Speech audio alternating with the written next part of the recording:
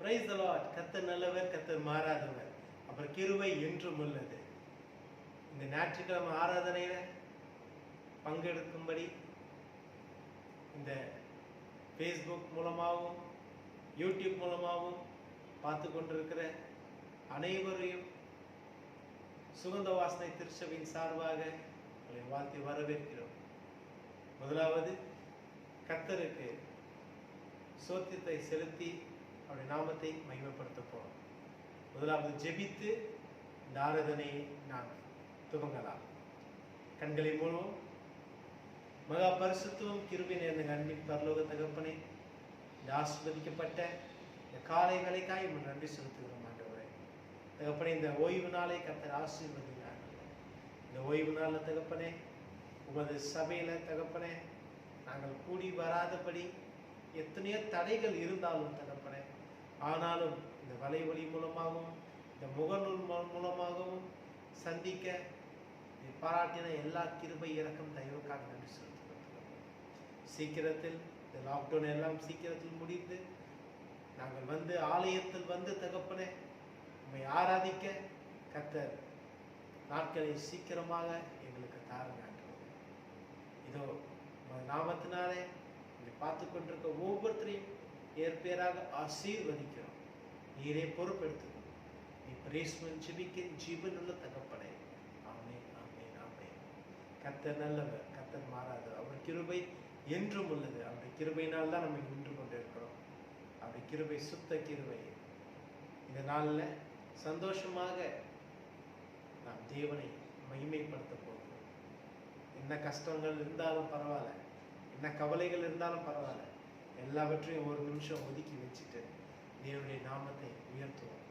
கர்த்தர் இறங்கி வர அவர் வல்லவராக இருக்கிறார். நம் மத்தியில் அவர் வாசம் செய்கிற தேவனாக இருக்கிறார். நம் மத்தியில் அவர் வாசம் செய்து கொண்டிருக்கிறார். சரி, எல்லாம் சேர்ந்து ஒரு பாடலை பாடலாம். எல்லோருக்கும் தெரிந்த ஒரு பாடல் தான், பழைய பாடல் தான். கைகளை தட்டி தேவனுடைய நாமத்தை உயர்த்தி பாடுவோமா? ஆமென். கர்த்தர் என்று நல்லவர், அவர் கிருபை என்று உள்ளது. உள்ளத்தின் ஆழத்திலிருந்து தேவனை மகிமைப்படுத்துவோமா? சந்தோஷத்துடனே அவருடைய நாமத்தை உயர்த்தி பாடுவோம். தேவன் இறங்கி வர அவர் வல்லவராக இருக்கிறார். என்றும் ஆனந்த இயேசு தருகிறார்.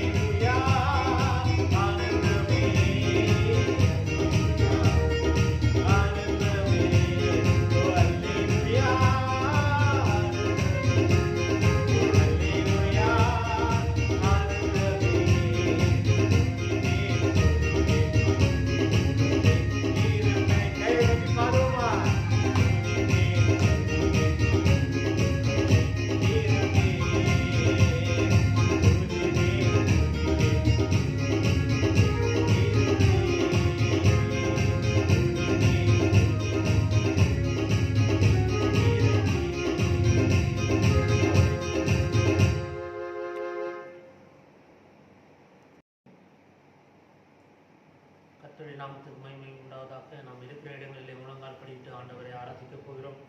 இந்த ஓய்வு நாளிலே ஆண்டவரை நோக்கி பார்ப்போம். ஆண்டவருடைய சமூகம் நம்மத்திலே கடந்து வரும்படியாக, தேவனுடைய பிரசன்னம் நம்மத்திலே காணப்படும்படியாக ஆவியானவருக்கு ஒப்பு கொடுத்து ஒரு பழைய பாடலை பாடி ஆண்டவருடைய நாமத்தை ஸ்தோத்தரிப்போம்.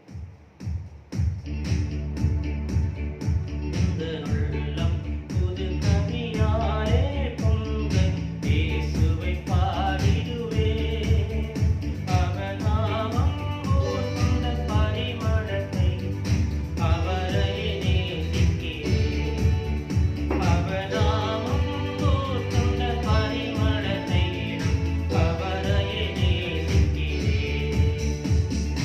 அல்லேலூயா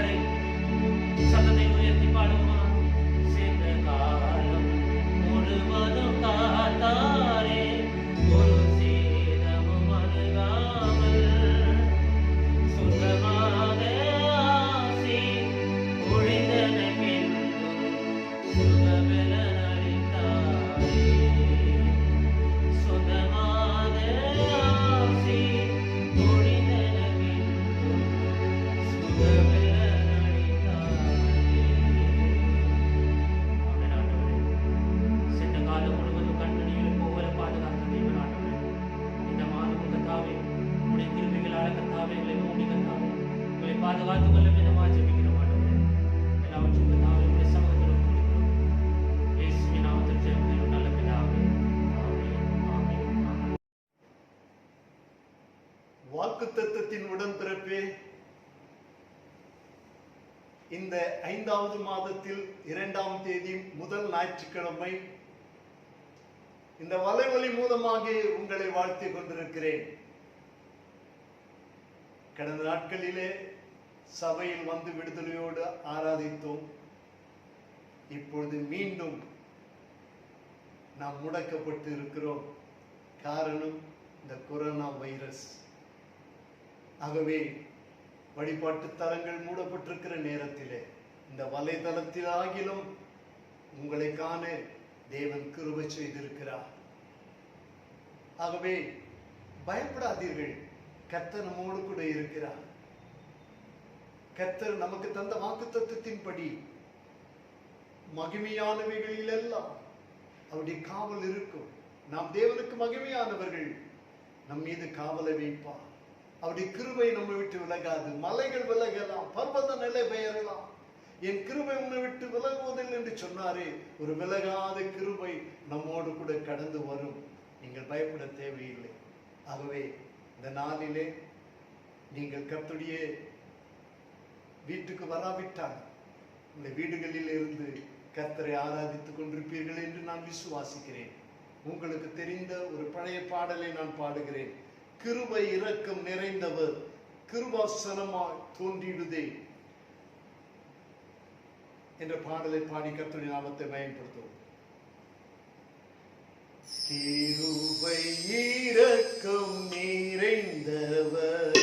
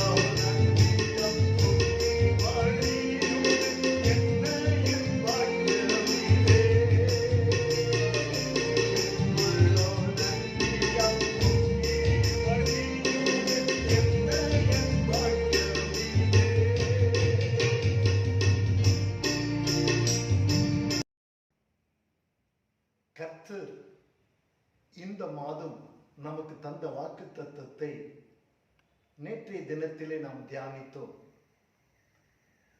ஏசாயா 4:5 கடைசி பகுதியிலே மகிமையானவைகளின் மேலெல்லாம் காவல் உண்டாயிருக்கும். மகிமையானவைகளின் மேலெல்லாம் காவல் உண்டாயிருக்கும். அப்படி என்றால், நேற்றைக்கு நான் சொன்னது போல மீண்டும் சொல்லுகிறேன், நீங்கள் கர்த்தருடைய பார்வையிலே மகிமைக்குரியவர்கள். உங்கள் மேல் தேவன் காவல் வைக்கிறார். உங்களை எதுவும் அணுகாமல் தேவன் பாதுகாத்துக் கொள்கிறார். நேற்றைய தினத்திலே ஏதேனை குறித்து அதனுடைய மகிமையை குறித்தும் நாம் பார்த்தோம். இன்றைக்கு நாம் பார்க்கின்றது ஆசரிப்பு கூடாரத்தின் மேல் கர்த்தருடைய மகிமை காணப்பட்டது. எப்பொழுது கர்த்தருடைய மகிமை ஆசரிப்பு கூடாரத்தின் மேல் வந்தது என்பதை கவனித்து பார்க்கும் பொழுது, மோசே பாரான் வனாந்திரத்தில் இருந்து கானான் தேசத்தை வேவு பார்க்கும்படி 12 கோத்திரத்தில் இருந்தும் ஒவ்வொருவரை தெரிந்தெடுத்து அனுப்புகிறான். அப்படி அனுப்பும்பொழுது ரூபன் கோத்திரத்திலிருந்து சம்முவா என்று சொல்லக்கூடிய ஒருவனும், சிமியோன் கோத்திரத்திலிருந்து சாப்பாத் என்று சொல்லக்கூடிய ஒருவனும், யூதா கோத்திரத்திலிருந்து காலேப் என்று சொல்லக்கூடிய ஒருவனும், இசாக்கர் கோத்திரத்திலிருந்து ஈகால் என்று சொல்லக்கூடிய ஒருவனும், எப்ராஹிம் கோத்திரத்திலிருந்து ஒசேயா, இந்த ஒசேயா தான் யோசுவா, அவனையும், பென்னிமின் கோத்திரத்திலிருந்து பல்தி என்று சொல்லக்கூடிய ஒருவனையும், செபுலோன் கோத்திரத்திலிருந்து காதியேல் என்று சொல்லக்கூடிய ஒருவனையும், யோசேப்பின் கோத்திரத்திலிருந்து காதி என்று சொல்லக்கூடிய ஒருவனையும், தான் கோத்திரத்திலிருந்து அம்மியேல் என்று சொல்லக்கூடிய ஒருவனையும், ஆசேர் கோத்திரத்திலிருந்து சேத்தூர் என்று சொல்லக்கூடிய ஒருவனையும், நப்தலி கோத்திரத்திலிருந்து நகாபி என்று சொல்லக்கூடிய ஒருவனையும், காத் கோத்திரத்திலிருந்து கூவேல் என்று சொல்லக்கூடிய ஒருவனையும் அவன் அனுப்பி வைத்தான். அவர்கள் போய் அந்த தேசத்தை சுற்றி பார்த்து திரும்ப வருகிறார்கள். வரும்பொழுது அந்த தேசத்தினுடைய கனிகளை எல்லாம் கொண்டு வருகிறார்கள். ஒரு திராட்சை குலையை அந்த கொடியோடு கூட அறுத்து அதை 2 பேர் தூக்கி கொண்டு வருகிறார்கள். மாதுளம் பழங்களை கொண்டு வருகிறார்கள், அத்தி பழங்களை கொண்டு வருகிறார்கள். இப்படி அந்த தேசத்தில் உள்ள கனிவர்க்கங்களை எல்லாம் கொண்டு வருகிறார்கள். கொண்டு வந்தவர்கள் சபையாரிடத்திலே வந்து அவைகளை காண்பித்தது மாத்திரமல்ல, அவர்கள் கொடுக்கிற ஸ்டேட்மெண்ட், அவர்கள் கொடுக்கிற செய்தி என்னவென்றால், மோசேயை பார்த்து சொல்லுகிறார், நீர் எங்களை அனுப்பின தேசத்துக்கு நாங்கள் போய் வந்தோம். அது பாலும் தேனும் ஓடுகிற தேசம்தான். இது அதனுடைய கனி. என்ன சொல்றாங்க? பாலும் தேனும் ஓடுகிற தேசம் என்று சொல்லாமல் தேசம்தான். அப்படின்னா அடுத்த வசனத்தை, ஆனாலும் அந்த தேசத்திலே குடியிருக்கிற ஜனங்கள் பலவான்கள், பட்டணங்கள் அரணிப்பானவைகள், மிகவும் பெரியவைகளுமாய் இருக்கிறது. அங்கே ஏனாக்கின் குமாரரை கண்டோ, அமிலேக்கிய தென்புறமான தேசத்தில் குடியிருக்கிறார்கள். ஏத்தியரும் எபூசியரும் எமோரியரும் மலைநாட்டில் குடியிருக்கிறார்கள். கானானியர் கடல் அருகேயும் யோர்தான் அண்டையிலும் குடியிருக்கிறார்கள் என்றார்கள்.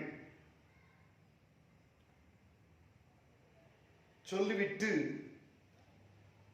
அவர்கள் சொன்ன வார்த்தைகள், அங்கே ராட்சத பிறவியான ஏனோக்கின் குமாரராகிய ராட்சதரை கண்டோம். நாங்கள் எங்கள் பார்வைக்கு வெற்றி கிளிகளைப் போல இருந்தோம், அவர்கள் பார்வைக்கும் அப்படியே இருந்தோம் என்று சொல்லி இஸ்ரவேல் புத்திரருக்குள்ளே தங்கள் சுற்றி பார்த்து வந்த தேசத்தை குறித்து துர்ச்செய்தி பரம்ப செய்தார்கள். பாருங்க, போயிட்டு வந்த அந்த 12 பேர்ல 10 பேர் துர்ச்செய்தியை பரம்ப செய்கிறார்கள். இன்றைக்கு தேசத்தில் துர்ச்செய்தி வந்து கொண்டே இருக்கிறது. ஒரு நல்ல செய்தியை கேட்க முடியவில்லை. எனக்கு அன்பான தேவனுடைய பிள்ளைகளே,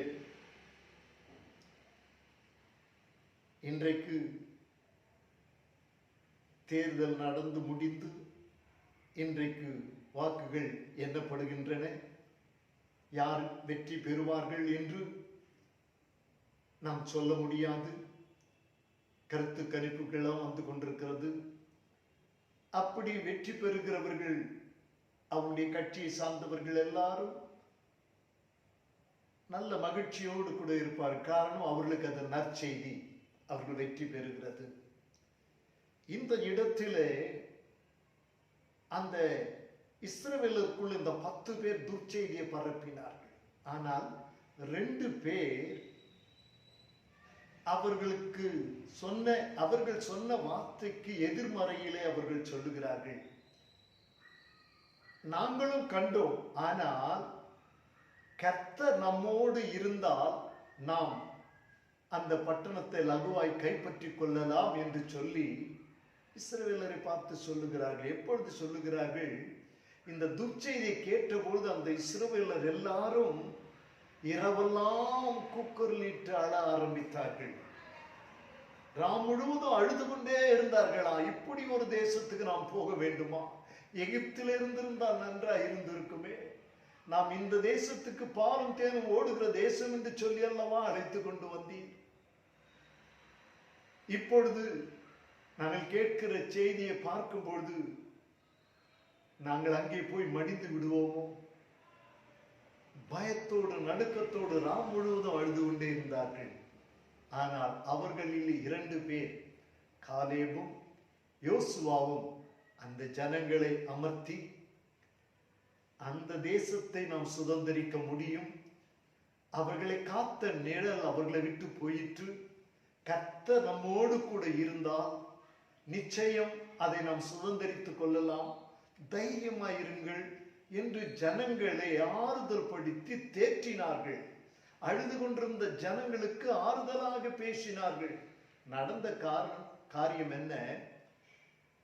இந்த 2 பேர் அவர்களுக்கு உற்சாகத்தை கொடுக்கும்படியானே, தைரியத்தை கொடுக்கும்படியானே வார்த்தைகளை சொன்ன மாத்திரத்தில் அவர்கள் எல்லாரும் சேர்ந்து இந்த காலேபையும் யோசுவாவையும் கல்லெறிந்து கொல்ல பார்த்தார்கள். அப்பொழுதுதான் அந்த ஆசரிப்பு கூடாரத்தின் மேல் மகிமை காணப்பட்டது. நாம் என்னாகும் புஸ்தகம் 14 அதிகாரம் 10 வசனத்தை வாசிக்கிறோம். அப்பொழுது அவர்கள் மேல் கல்லெறிய வேண்டும் என்று சபையார் எல்லாரும் சொன்னார்கள். உடனே கர்த்தருடைய மகிமை ஆசரிப்பு கூடாரத்தில் இஸ்ரவேல் புத்திரர் எல்லாருக்கும் முன்பாக காணப்பட்டது. அப்படின்னா நம்முடைய வாக்குத்தத்தம் என்ன? மகிமையானவைகளின் மேல் எல்லாம் காவல் உண்டாயிருக்கும். இப்போ அந்த ஆசரிப்பு கூடாரத்தின் மேல் மகிமை வந்ததினாலே இந்த காலேபுக்கும் யோசுவாவுக்கும் ஒரு காவல் உண்டாகிவிட்டது. இவர்கள் கல்லெறிய பார்த்தார்கள், ஆனால் மகிமை வந்த பொழுது கல்லெறிவதை விட்டு மகிமையை பார்க்க ஆரம்பித்து விட்டார்கள். ஆண்டவருக்கு விரோதமாய் செயல்பட்டவர்கள். ஆண்டவர் இந்த சபையார் முறுமுறுத்தவர்கள், இரவு முழுவதும் அழுது கொண்டிருந்தவர்கள், இவர்கள் தேவனுக்கு விரோதமாய் முறுமுறுத்ததின் நிமித்தமாக ஆண்டவர் அவர்களுக்குள்ளே வாதை அனுப்ப தீர்மானித்தார். ஆனால் அது நடந்துவிடக் கூடாது என்பதற்காக மோசே ஆண்டவரை நோக்கி அவர்களை மன்னித்தருளும் என்று சொல்லி ஆண்டவரிடத்தில் கேட்கிறார். பாருங்கள், அந்த 14:19 என்னாகும்? 14:19, உமது கிருபையினுடைய மகத்துவத்தின்படியையும் எகிப்தை விட்டது முதல் இந்நாள் வரைக்கும் இந்த ஜனங்களுக்கு மன்னித்து வந்ததின்படியையும் இந்த ஜனங்களின் அக்கிரமத்தை மன்னித்தருளும் என்றான். இவங்க அக்கிரமம் செய்கிறவங்க தான், உமக்கு விரோதமாய் முறுமுறுக்கிறவர்கள் தான், உமக்கு விரோதமாய் பாவம் செய்கிறவர்கள் தான், ஆனாலும் இவர்களை மன்னித்தருளும் என்று சொல்லி அவன் ஆண்டவரை நோக்கி கேட்ட பொழுது, அப்பொழுது கர்த்தர் உன் வார்த்தையின்படியே மன்னித்தேன் என்று சொன்னார். ஆண்டவர் அந்த ஜனங்களை மன்னித்தேன் என்று சொன்ன பொழுது பூமியெல்லாம் கர்த்தருடைய மகிமையினால் நிறந்ததா. ஆசரிப்பு கூடாரத்துல மகிமை இருந்துச்சு. இப்ப அந்த ஜனங்களை நான் மன்னித்தேன் என்று சொன்ன உடனே பூமியெல்லாம் மகிமையாய் காணப்பட்டதா. அப்படி என்றால் அவர்களுக்கு ஒரு காவல் உண்டானது. அவர்கள் அழிக்கப்படாமல், வாதையினால் அவர்கள் அழிக்கப்படாமல் அவர்களுக்கு ஒரு காவல் வந்தது. ஆசரிப்பு கூடாரத்தில் வந்த மகிமையினாலே காலேபுக்கும் யோசுவாவுக்கும் காவல் வந்தது. இங்கே பூமி அனைத்தும் காணப்பட்ட மகிமையினாலே இஸ்ரவேலர் எல்லாருக்கும் காவல் உண்டானது. அவர்கள் அழிக்கப்படாதபடி அவர்களை காக்க மகிமை வந்தது. மகிமை இருக்கிற இடத்திலே காவல் உண்டு. எனக்கு அன்பான தேவனுடைய ஜனமே, ஆனால் இந்த ஜனங்கள் திருந்துவதாக இல்லை. இந்த ஜனங்கள் மீண்டும் முறுமுறுக்கவும் மீண்டும் ஆண்டவருக்கு விரோதமாய் செயல்படவும் ஆரம்பித்தார்கள். ஆண்டவர் அவர்களை கண்ணோக்கி பார்த்தார். பார்த்த ஆண்டவர் சொல்லுகிறார், என் தாசனாகிய காலேபும் யோசுவாவும் தவிர இந்த மக்கள் கானானுக்குள் பிரவேசிப்பதில்லை. பாலும் தேனும் ஓடுகிற தேசத்துக்கு கொண்டு போவேன் என்று சொன்னவர் இப்பொழுது சொல்லுகிறார், அந்த தேசத்தை போய் சுற்றி பார்த்து வந்தவர்களில் யோசுவாவும் காலேபும் இவர்களை தவிர வேறு ஒருவரும் போய் பார்த்து வந்தவனும் சபையார் யாரும் அதில் பிரவேசிப்பதில்லை. வேண்டுமானால் சிறு பிள்ளைகள் அதிலே போய் பிரவேசிக்க நான் அனுக்கிரகம் செய்வேன் என்று ஆண்டவர் சொல்லிவிட்டார். அதே போல தேவன் சொன்னபடியே யோசுவாவும் காலேபும் தவிர எகிப்திலிருந்து புறப்பட்ட இஸ்ரவேலர்கள் ஒருவரும் கானானுக்குள்ளே போகவில்லை. எனக்கு அன்பான தேவனுடைய பிள்ளைகளே, மகிமை இருக்கிற இடத்தில் காவல் உண்டு. நாம் ஆராதிக்கும் பொழுது கர்த்தருடைய மகிமை நம் மீது காணப்படும். நமக்கு மகிமை மாத்திரமல்ல, காவலும் உண்டாகும். நாம் எங்கே போனாலும் நமக்கு காவல் உண்டு. ஆகவே மகிமையிலே காணப்பட வேண்டும். இந்த ஆசரிப்பு கூடாரத்தில் மகிமை இறங்கினது. ஆசரிப்பு கூடாரம் என்று சொன்னால் தேவனை இஸ்ரவேலர் வந்து பலி செலுத்தி ஆண்டவரை மகிமைப்படுத்துகிற ஒரு இடமாகி தேவன் காண்பித்த மாதிரியின்படியே உருவாக்கப்பட்டதுதான் இந்த ஆசரிப்பு கூடாரம். பூர்வத்திலே கர்த்தரை ஆராதிப்பதற்காக காயினும் ஆபேலும் காணிக்கைகளை கொண்டு வந்தார்கள். அங்கே ஒருவர் காணிக்கை கர்த்தர் அங்கீகரித்தார், இன்னொருவருடைய காணிக்கை கர்த்தர் அங்கீகரிக்கவில்லை. அதனால் கோபம் கொண்ட காயின் ஆபேலை கொலை செய்து விட்டார். அதற்கு பிறகு ஆராதனை இல்லை. அந்த ஆபேலுக்கு பதில் ஆதாமுக்கு சேத்து பிறந்தான். சேத்துக்கு ஒரு குமாரன் பிறந்தான். ஜனங்கள் கர்த்தருடைய நாமத்தை தொழுது கொள்ள ஆரம்பித்தார்கள். அங்கே தொழுகை வந்தது. ஆனால் பாவம் பெருக ஆரம்பித்துக் கொண்டே வந்தது. பாவம் பெருகினபடியினால் ஆண்டவர் ஜலப்பிரளயத்தினால் உலகத்தையே அழித்தார். அங்கே தேவனுடைய கண்களிலே உத்தமனும் நீதிமானமாகிய நோவா என்று சொல்லக்கூடிய ஒரு தேவ மனிதன் இருந்தான். கர்த்தருடைய கண்களில் அவனுக்கு கிருபை கிடைத்தது. அவனுக்கு ஒரு தேவன் காண்பித்த மாதிரியின்படி ஒரு பேடையை உண்டு பண்ணும்படி சொன்னார். அந்த பேடையை உண்டு பண்ணினான். அதிலே மிருகங்கள், பறவைகள் எல்லாம் ஜோடி ஜோடியாய் உள்ளே பிரவேசிக்கவும், இவனுடைய குடும்பத்தை சார்ந்த 8 பேர் அதுக்குள்ளே பிரவேசிக்கவும் கர்த்தர் செய்தார். மழை வந்தது. மழை வந்து பூமியிலே இருந்த எல்லாவற்றையும் அழித்து போட்டுவிட்டது. மிருகங்கள், மனிதர்கள் எல்லாம் மாண்டு போனார்கள். நோவாவுடைய குடும்பமும் காக்கப்பட்டு புதிய பூமிக்குள்ளே இறங்கி நோவா பலிபீடம் கட்டி கர்த்தரை தொழுது கொண்டான். கர்த்தரை தொழுது கொண்ட அவனுடைய சந்ததி வர வர வர வர பின்னாட்களிலே ஜனங்கள் பெருக பெருக பெருக எல்லாரும் விக்கிரக ஆராதனைக்காரராய் போய்விட்டார்கள். விக்கிரக ஆராதனையிலே மூழ்கி கிடந்தார்கள். விக்கிரகங்களை செய்கிறவர்களாய் இருந்தார்கள். அப்படிப்பட்ட கூட்டத்தில் இருந்துதான் ஆபிரகாமை கர்த்தர் அழைத்தார். ஆபிரகாமை கர்த்தர் அழைத்து அவனையும் தேவன் கானானுக்கு கொண்டு வந்தார். ஆண்டவர் அவனை அழைத்த பொழுது தேவனுடைய வார்த்தைக்கு கீழ்ப்படிந்து தன்னுடைய சொந்த ஜனத்தை விட்டு புறப்பட்டு கர்த்தருடைய சத்தத்துக்கு கீழ்ப்படிந்து போனான். அவனை கர்த்தர் பெரிய ஜாதியாக்கினார். அவனை பல்லுங்கி பெருகச் செய்தார். அவருடைய சம்பத்து தேசத்தில் பெருகிற்று. அவருடைய சந்ததிகள் பெருக ஆரம்பித்தது. ஆனால் அவர்களிலும் தேவ சித்தம் அறியாமல் செயல்பட்டபடியினால் ஆண்டவர் ஆபிரகாமை பார்த்து சொல்லுகிறார், உன்னுடைய சந்ததியார் அந்நிய தேசத்திலே 400 வருஷம் உபத்திரப்படுவார்கள். 400 வருஷம் உபத்திரவப்படுவார்கள். 4வது தலைமுறையிலே அவர்களை விடுதலையாக்கி கொண்டு வருவேன். எகிப்துக்கு போனவரில் ஒருத்தன் லேவி, அவனுடைய குமாரன் கோகாத், அவனுடைய குமாரன் அம்ராம், அவனுடைய குமாரன் மோசே. 4வது தலைமுறை மோசே தான் இஸ்ரவேலரை எகிப்திலிருந்து வழிநடத்தி வருகிறார்.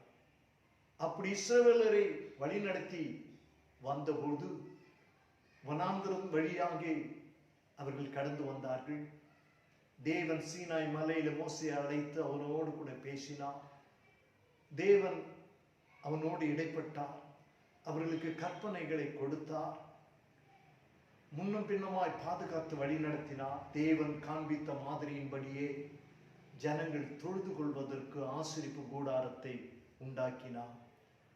அந்த கூடார தேவன் கொடுத்த அளவின்படியே அது வடக்கேயும் தெற்கேயும் 100 முழமும் கிழக்கையும் மேற்கையும் 50 முழமாக அந்த கூடாரம் அமைக்கப்பட்டது. அதில் 3 பகுதிகள்.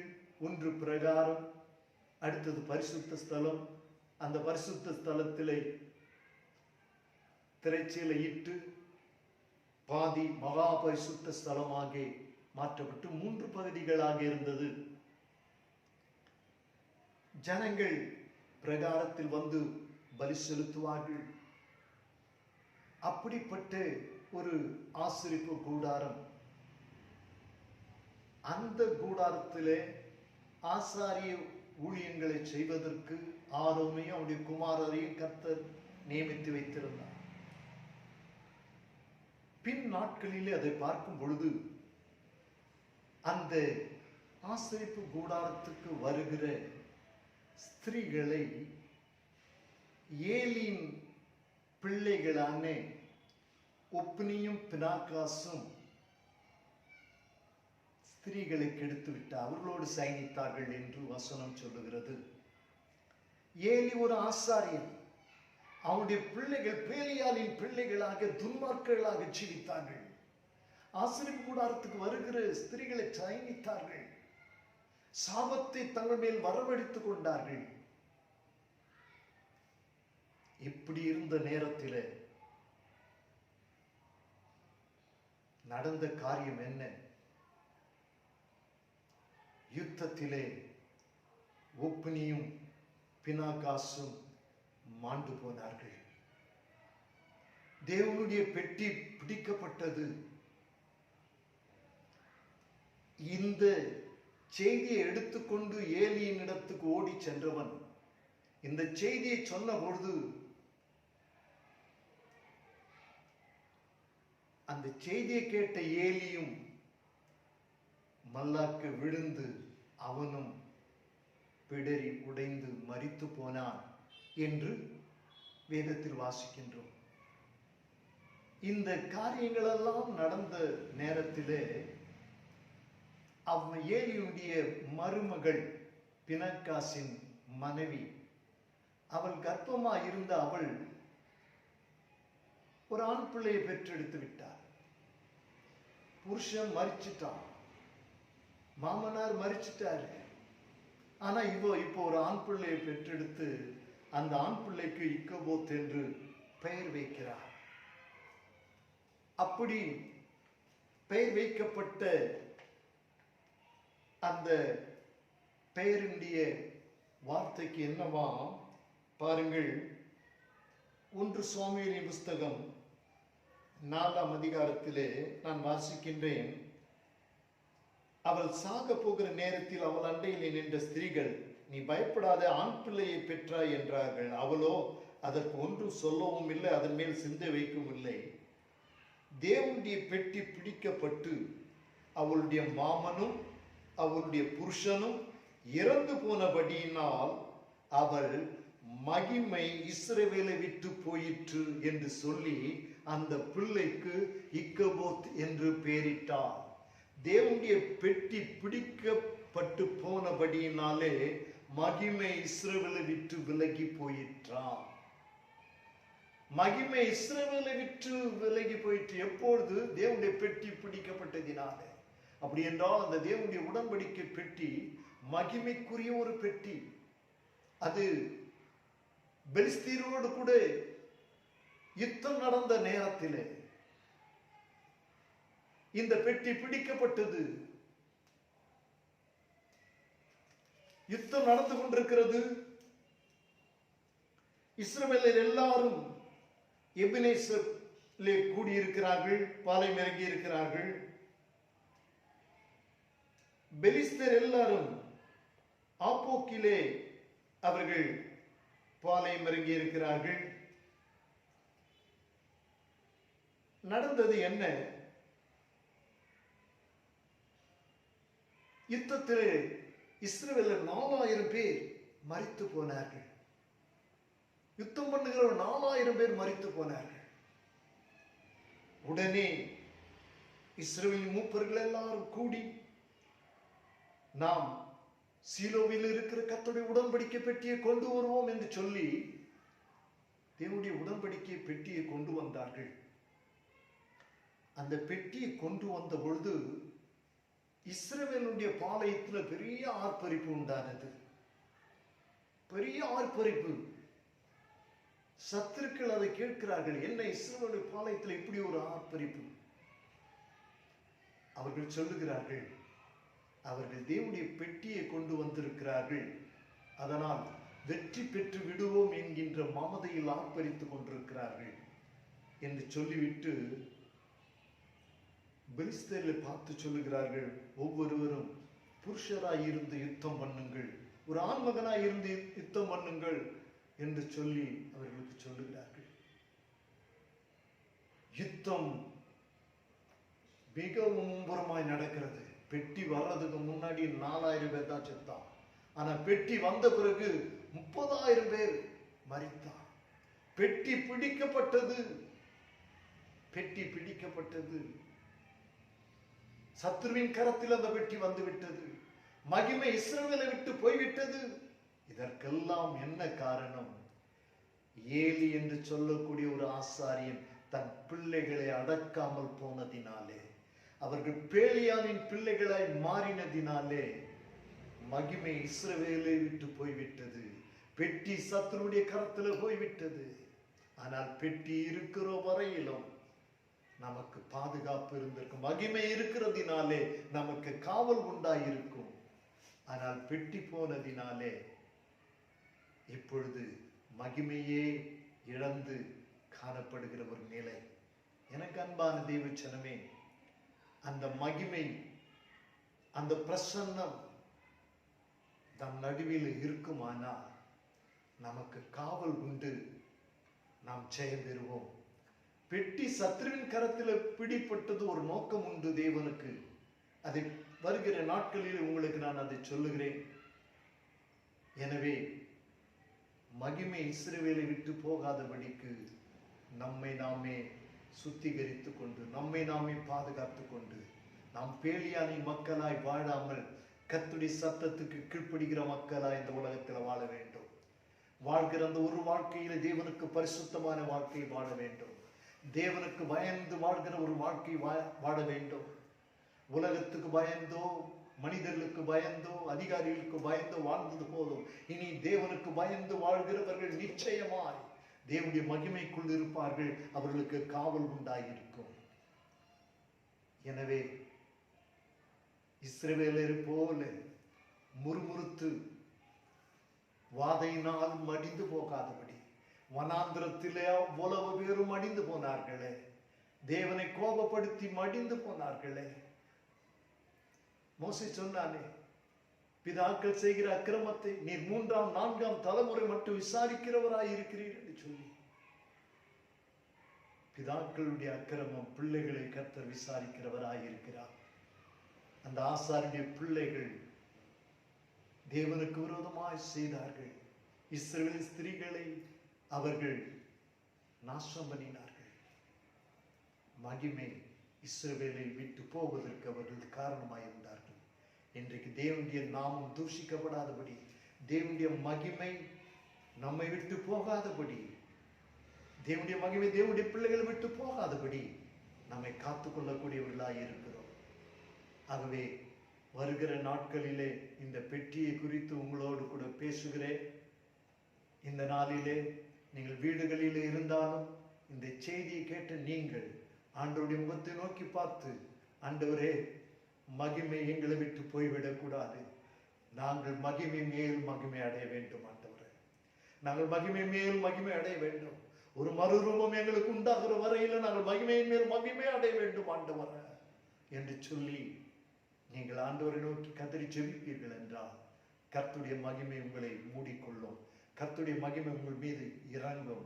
உங்களுக்கு காவல் உண்டாயிருக்கும். மகிமை உள்ளவை எல்லாவற்றின் மேலும் காவல் உண்டாகும் என்று சொன்னது போல நீங்கள் மகிமைக்குரியவர்களாயிருக்கும் பொழுது உங்களுக்கு ஒரு காவலை கர்த்தர் வைக்கிறார். பயப்படாதீர்கள், பயப்படாதீர்கள். உங்களை தெய்வ மகிமை பாதுகாத்துக் கொள்ளும். அந்த மகிமையினால் உங்களுக்கு காவல் வரும். நீங்கள் வாழ்ந்திருப்பீர்கள். நீடிய வாழ்வு உங்களுக்கு உண்டு. ஆகவே வீட்டில் இருந்தால் அரசாங்கத்தினுடைய சட்ட திட்டங்களை மதித்து நடங்கள். வெளியிலே சுற்றாதீர்கள். அவர்கள் சொல்லுகிற அறிவுரைப்படி முகக்கவசம் அணித்துக் கொள்ளுங்கள். கைகள் கால்கள் சுத்திகரித்துக் கொள்ளுங்கள். இடைவெளி விட்டு அமருங்கள். நிச்சயம் அரசாங்கத்தினுடைய சட்டங்களை மதிக்கின்ற நம்மை கர்த்தர் ஆசீர்வதிக்கிறார். ஆகவே மகிமையை காத்துக்கொள்ள வேதத்தை வாசியுங்கள், செவியுங்கள். வீட்டில் இருக்கிற இந்த நேரம் உங்களுக்கு நல்ல வேதத்தை வாசிக்க தருணம் கிடைக்கிறது, ஜெபிக்க தருணம் கிடைக்கிறது, தேவனோடு உறவாட தருணம் கிடைக்கிறது. ஆகவே வெளியே சுற்றாத நாட்களில் குடும்பமாய் அமர்ந்து கர்த்தருடைய முகத்தை நோக்கி பார்த்து ஜெபியுங்கள். உங்க குடும்பத்தை மகிமையினால் தேவன் பாதுகாப்பார். உங்க குடும்பத்தை மகிமையினால் தேவன் மூடிக்கொள்வார். உங்க குடும்பத்திற்கு காவல் உண்டாயிருக்கும். உங்க ஊழியத்துக்கு காவல் உண்டாயிருக்கும். ஆகவே நம்முடைய ஊழியமும் குடும்பங்களும் காக்கப்பட தேவ மகிமை நமக்கு தேவை. அந்த மகிமையை பெற்று தொடர்ந்து நாம் செயல்பட கர்த்தர் நமக்கு கிருபை செய்வாராக. வருகிற நாட்களில் தொடர்ந்து இந்த வாக்குத்தத்தத்தை பார்ப்போம். கர்த்தர் நம்மை ஆசீர்வதிப்பார். ஜெபிக்கலாமா? எல்லாரும் தலையில வணங்கி கண்களை மூடுங்கள். ஆண்டவரே, ஆசீர்வாத கூடாரத்தின் மேல் மகிமை இறங்கினதினால் அந்த காலேபும் யோசுவாவும் காக்கப்பட்டார்கள் என்று பார்த்தோம். பூமியின் மேல் மகிமை காணப்பட்டினால் முழு இஸ்ரவேலரும் காக்கப்பட்டார்கள் என்று பார்க்கிறோம். ஆனாலும் அவர் கீழ்ப்படியாமல் வனாந்திரத்தில் மடிந்து போனார்கள். முறுமுறுத்து வனாந்திரத்தில் மடிந்து போனார்கள். நாங்கள் எந்த சூழ்நிலையிலும் முறுமுறுக்காமல், உம்மை கோபப்படுத்தாமல், உமக்கு விரோதமாய் செயல்படாமல் எங்களை விலக்கி காத்துக்கொள்ளும். எங்களுக்கு ஞானத்தை தாரும்.